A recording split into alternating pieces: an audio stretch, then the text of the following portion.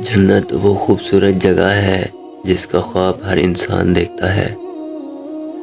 دنیا میں بسنے والا ہر شخص اس کی خواہش رکھتا ہے، کیونکہ یہ وہ مقام ہے جہاں نہ کوئی غم ہوگا، نہ کوئی دکھ، نہ کوئی تکلیف، بلکہ صرف خوشی، راحت اور ابدی نعمتیں ہوں گی۔ لیکن جنت ہر کسی کو یوں ہی نہیں ملے گی۔ اللہ تعالیٰ نے اس عظیم مقام کو ان لوگوں کے لیے مخصوص کیا ہے جو دنیا میں نیکی کے راستے پر چلے، اچھے اعمال کیے اور اللہ کی رضا کے لیے زندگی گزاری۔ جنت میں اللہ تعالیٰ نے نیک لوگوں کے درجات کے مطابق مختلف دروازے بنائے ہیں۔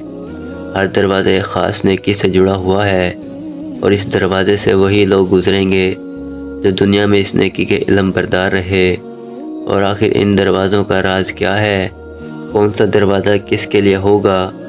یہ سوال ہر مسلمان کے ذہن۔ آج ہم جنت کے ایک ایسے دروازے کا ذکر کریں گے جو ایک خاص قسم کے لوگوں کے لیے کھولا جائے گا۔ یہ وہ دروازہ ہے جس سے صرف وہی لوگ داخل ہو سکیں گے جنہوں نے دنیا میں ایک خاص عبادت کو اپنایا، ایک ایسی عبادت جو خالص اللہ کے لیے ہوتی ہے، جس میں نہ کوئی دکھاوا ہوتا ہے، نہ کسی کے لیے فخر۔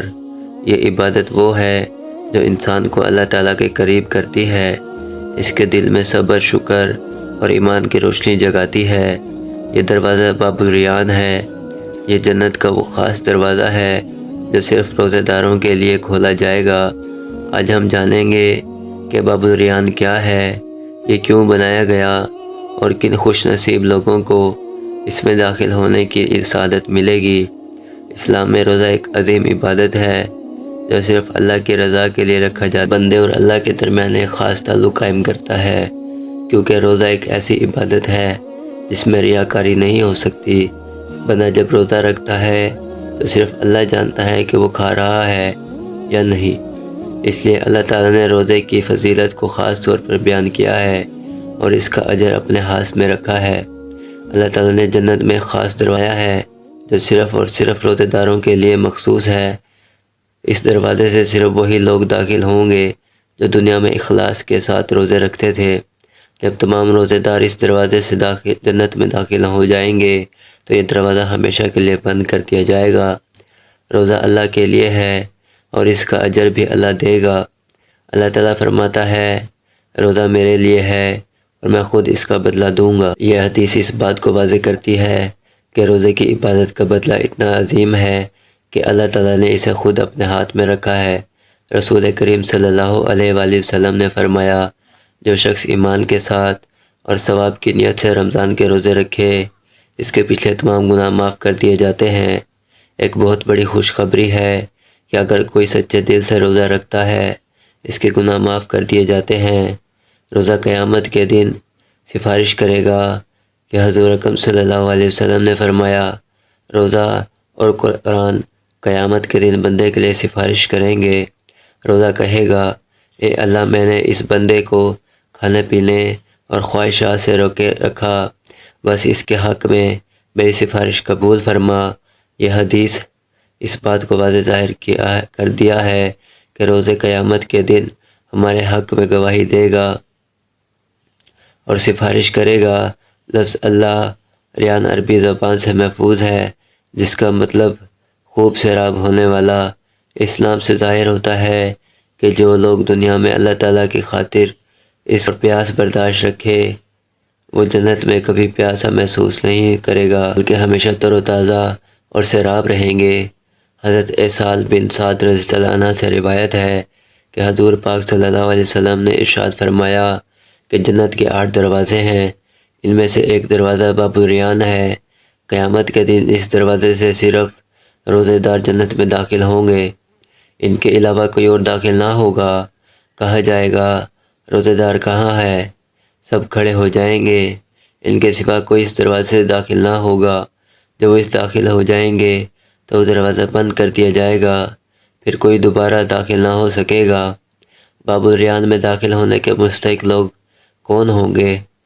وہ لوگ جو فرض روزے پابندی سے رکھتے رہے، خصوصاً رمضان کے روزے، اور جو نفلی روزے رکھتے تھے جیسے پیر اور جمعرات کے روزے، عاشوراء، عرفہ اور شوال کے 6 روزے، جو خاص اللہ کی رضا کے لیے روزے رکھتے تھے کہ نہ دکھاوے کے لیے، جو صبر کے ساتھ روزے رکھتے اور روزے کے آداب کا خیال رکھتے، جنت میں داخل ہوتے ہی روزے دار کے لیے خصوصی نعمتیں ہیں، جو حضور پاک صلی اللہ علیہ وسلم نے ارشاد فرمایا۔ روزے دار کے لیے دو خوشیاں ہیں، ایک افطار کے وقت اور دوسری اپنے رب سے ملاقات کے وقت۔ جنت میں داخل ہوتے ہی روزے دار کو ایک خاص قسم کی خوشی اور راحت نصیب ہوگی۔ حضرت ابو امامہ رضی اللہ عنہ سے روایت ہے کہ حضور پاک صلی اللہ علیہ وسلم نے فرمایا، جو شخص اس ایک دن بھی اللہ کے راستے میں روزہ رکھے، اللہ اس کے چہرے کو جہنم سے 70 سال کے مسافت کے برابر دور رکھ کے دے گا۔ روزے دار کی منہ کی خوشبو اللہ کے نزدیک مشک سے بھی زیادہ بہتر ہے۔ اللہ تعالیٰ نے جنت کو متقی، نیک اور اعمال صالحہ کرنے والے بندوں کے لیے تخلیق کیا ہے۔ قرآن و حدیث میں جنت کے عظمت اور اس کے مختلف درجات اور انعامات کا ذکر ملتا ہے۔ حدیث میں بھی آتا ہے کہ جنت کے 8 دروازے ہیں اور ہر دروازہ کسی نہ کسی عمل اور عبادت سے منسلک ہے۔ دروازے ان لوگوں کے لیے مخصوص کیے گئے ہیں جو دنیا میں اللہ تعالیٰ کے احکامات پر عمل کرتے رہے اور مختلف نیک اعمال بجا لاتے رہے۔ ہر دروازے سے وہی افراد داخل ہوں گے جو اس دروازے کے متعلق نیکی میں ممتاز رہے۔ اور باب الصلاۃ، نماز کا دروازہ، یہ دروازہ ان خوش نصیب افراد کے لیے مخصوص ہے جو دنیا میں 5 وقت کی نماز پابندی سے پڑھتے رہے، اللہ کی عبادت میں خشوع و خضوع اختیار کیا اور نماز تہجد، اشراق اور دیگر اعمال کے ذریعے نماز کو اپنا اوڑھنا بچھونا بنایا۔ جنت کا دوسرا دروازہ باب الجہاد ہے، جہاد کا دروازہ۔ یہ وہ دروازہ ان لوگوں کے لیے مخصوص ہے جنہوں نے اللہ کے دین کی سربلندی کے لیے جہاد کیا اور اپنی جان و مال قربان کر دیا۔ جنت کا تیسرا دروازہ باب الریان، روزے داروں کا دروازہ ہے۔ یہ دروازہ صرف اور صرف روزے دار کے لیے ہے جو روزے رکھتے رہے۔